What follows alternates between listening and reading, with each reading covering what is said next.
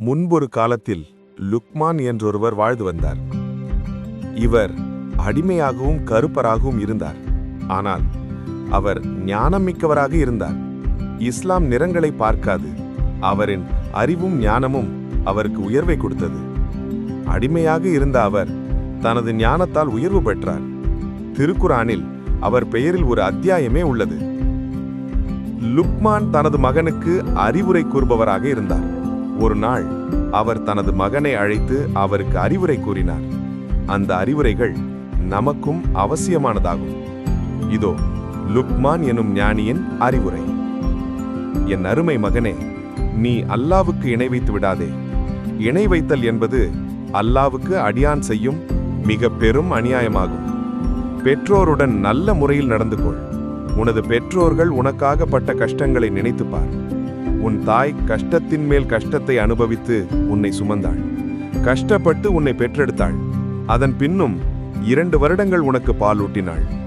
எனவே அல்லாவுக்கும் நன்றி உடையவனாக இரு. உன் பெற்றோருக்கும் நன்றி செலுத்துபவனாக இரு.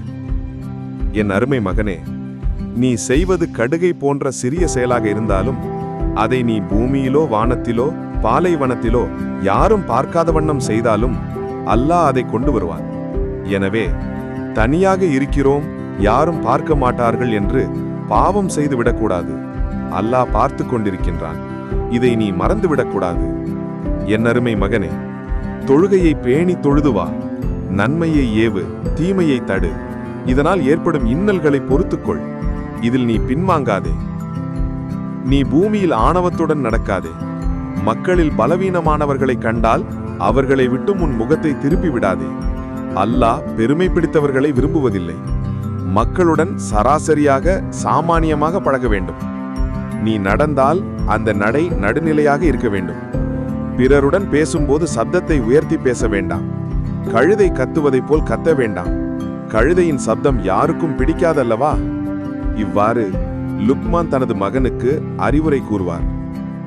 லுக்மான் கூறிய அறிவுரை அவருடைய மகனுக்கு மட்டும் உரியதல்ல, அது எமக்கும் உரியதுதான்.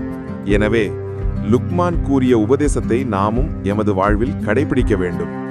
அப்போதுதான் நாம் உலகில் அடுத்தவர்களால் நேசிக்கப்படுவோம். அல்லாவும் எம்மை நேசிப்பான்.